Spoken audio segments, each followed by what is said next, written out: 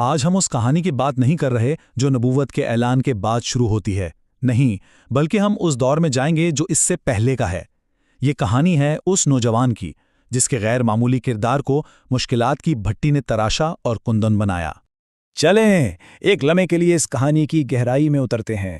ذرا آنکھیں بند کر کے تصور کریں، ایک بچہ ہے صرف 8 سال کا جس نے اپنے والدین کو کھو دیا، اور پھر جس دادا کا سہارا تھا ان کا سایہ بھی سر سے اٹھ گیا۔ دیکھنے میں بالکل اکیلا، بے سہارا، لیکن کیا وہ واقعی اکیلا تھا؟ یا پھر کوئی عظیم طاقت، کوئی خاص منصوبہ بندی تھی جو اسے ایک بہت ہی عظیم مقصد کے لیے تیار کر رہی تھی؟ تو دادا عبد المطلب کے انتقال کے بعد اب یہ ذمہ داری آپ صلی اللہ علیہ وسلم کے چچا ابو طالب کے کندھوں پر آ گئی، اور یہیں سے ان کے سفر کا ایک نیا بہت اہم مرحلہ شروع ہوتا ہے۔ اب دیکھیں، ابو طالب کا گھرانہ مالی طور پر کوئی بہت مضبوط نہیں تھا، ان کے اپنے بچے بھی کافی تھے، لیکن دل کے وہ اتنے امیر تھے کہ انہوں نے محمد صلی اللہ علیہ وسلم کو صرف پناہ نہیں دی، بلکہ انہیں اپنی اولاد سے بھی بڑھ کر چاہا، ان سے زیادہ عزت دی۔ سوچئے وہ گھر کیسا ہوگا؟ سادگی تھی، محنت تھی، عزت بھی تھی، ہاں، مگر آسائش نہیں تھی۔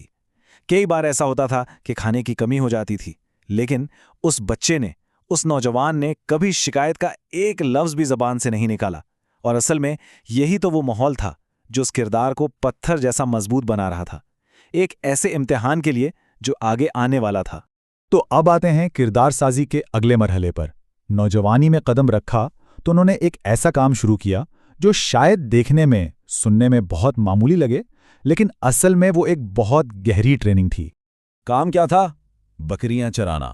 جی ہاں، اور یہ صرف ایک کام نہیں تھا، یہ ایک تربیت گاہ تھی، اتنی اہم کہ بعد میں خود آپ نے فرمایا کہ اللہ نے جتنے بھی انبیاء بھیجے ان سب کو بکریاں چرانے کا تجربہ ضرور دیا۔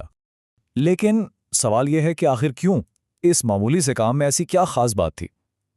سوچئے، جب آپ ایک ریوڑ کی دیکھ بھال کرتے ہیں تو آپ صبر سیکھتے ہیں، بے انتہا صبر۔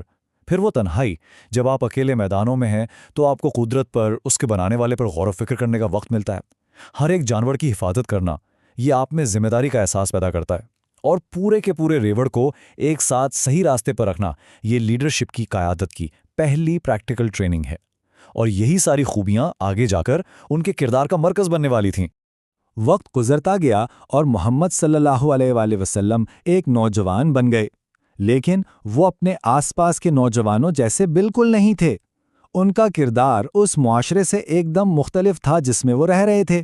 دیکھیے، اس وقت کا مکہ کا معاشرہ جھوٹ، بے انصافی، شراب، جوا، ہر برائی میں ڈوبا ہوا تھا، یہی نام تھا۔ لیکن اس سب کے بیچ ایک نوجوان تھا جس کا کیریکٹر، جس کا کردار ان سب سے ایک دم الگ تھا۔ وہ نہ فضول کی محفلوں میں بیٹھتے تھے، نہ کبھی ان کی زبان سے جھوٹ نکلتا تھا، اور نہ ہی وہ کبھی کسی کا حق مارتے تھے۔ اور یہ فرق اتنا واضح تھا کہ لوگوں نے خود اسے محسوس کیا۔ انہوں نے دیکھا کہ یہ شخص تو کبھی جھوٹ بولتا ہی نہیں، یہ شخص کبھی امانت میں خیانت کرتا ہی نہیں۔ اور پھر پتہ ہے کیا ہوا؟ مکہ کے لوگوں نے، ان کے دشمنوں نے بھی خود انہیں القاب دیے، الصادق، ہمیشہ سچ بولنے والا، اور الامین، امانت دار، دی ٹرسٹ وردی ون۔ یہ صرف نام نہیں تھے، آپ سمجھیں، یہ ایک پبلک ڈکلیریشن تھا کہ بھائی یہ شخص ہم سب سے مختلف ہے، یہ الگ ہے۔ تو اب وقت آ گیا تھا کہ ان کی اس سچائی اور اس دانائی کا ایک بہت بڑا پبلک ٹیسٹ ہو۔ ایک ایسا واقعہ پیش آیا جس نے پورے مکہ کو، آپ کہہ سکتے ہیں، ہلا کر رکھ دیا۔ ہو یہ رہا تھا کہ کعبہ کی تعمیر نو چل رہی تھی۔ جب حجر اسود یعنی اس مقدس پتھر کو واپس اپنی جگہ پر رکھنے کا وقت آیا تو ہر قبیلہ اس عزت کو حاصل کرنا چاہتا تھا۔ جھگڑا اتنا بڑا کہ تلواریں نکل آئیں، بس ایک قبائلی جنگ شروع ہونے ہی والی تھی۔ ایسے ٹینشن کے ماحول میں ایک بزرگ نے مشورہ دیا کہ ٹھہرو، کل صبح جو شخص سب سے پہلے اس دروازے سے داخل ہوگا ہم سب اسے اپنا فیصلہ کرنے والا مان لیں گے۔ سب مان گئے۔ اگلی صبح دروازے سے کون داخل ہوا؟ محمد صلی اللہ علیہ وسلم۔ جیسے ہی لوگوں نے انہیں دیکھا، سب ایک آواز ہو کر چلا اٹھے، یہ تو الصادق الامین ہیں، ان کا ہر فیصلہ ہمیں منظور ہے۔ اور پھر دیکھیے ان کی حکمت، انہوں نے ایک چادر منگوائی، پتھر کو اپنے ہاتھوں سے اس پر رکھا، اور ہر قبیلے کے سردار سے کہا کہ چادر کا ایک ایک کونا پکڑ لو۔ سب نے مل کر چادر اٹھائی، اور جب وہ مقام پر پہنچی تو انہوں نے خود اس پتھر کو اس کی جگہ پر نصب کر دیا۔ سب خوش، لڑائی ختم۔ اور اس وقت ان کی عمر کیا تھی؟ صرف 35 سال۔ سوچئے، 35 سال کی عمر میں انہوں نے اپنی دانائی سے، اپنی حکمت سے ایک بہت بڑی جنگ ٹال دی۔ یہ صرف ایک جھگڑے کا حل نہیں تھا، یہ ان کی لیڈرشپ کا، ان کی قیادت کا پہلا ثبوت تھا جو پورے مکہ نے دیکھا۔ تو اب زندگی کا ایک بالکل نیا باب شروع ہونے والا تھا۔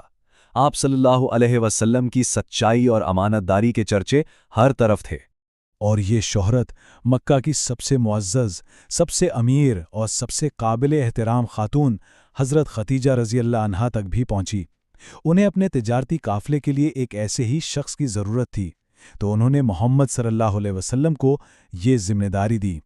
وہ قافلے کے ساتھ شام گئے، اور جب واپس آئے تو نہ صرف تجارت میں بے مثال منافع ہوا، لیکن اصل بات منافع نہیں تھی، اصل بات تھی ان کی ایمانداری۔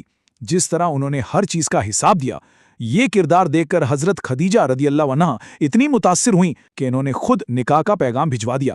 اس وقت محمد صلی اللہ علیہ وسلم کی عمر 25 سال تھی اور حضرت خدیجہ رضی اللہ عنہا کی 40 سال۔ یہ نکاح صرف ایک شادی نہیں تھی، یہ ایک ایسی پارٹنرشپ تھی، ایک ایسا مضبوط سہارا تھا جو آگے آنے والے سب سے بڑے مشن کی بنیاد بننے والا تھا۔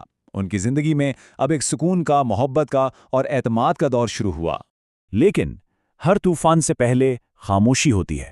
اس ظاہری سکون کے اندر ان کے دل میں ایک بے چینی جنم لے رہی تھی، ایک سوال، ایک بہت بڑا سوال جو انہیں اپنے آس پاس کی دنیا کے بارے میں سوچنے پر مجبور کر رہا تھا۔ وہ کون سا سوال تھا جو انہیں مکہ کے شور و غل سے نکال کر ہیرا کی پہاڑی کی تنہائیوں تک لے گیا، جہاں انہیں وہ جواب ملنے والا تھا جس نے نہ صرف ان کی زندگی بلکہ پوری انسانیت کی تاریخ بدل کر رکھ دینی تھی؟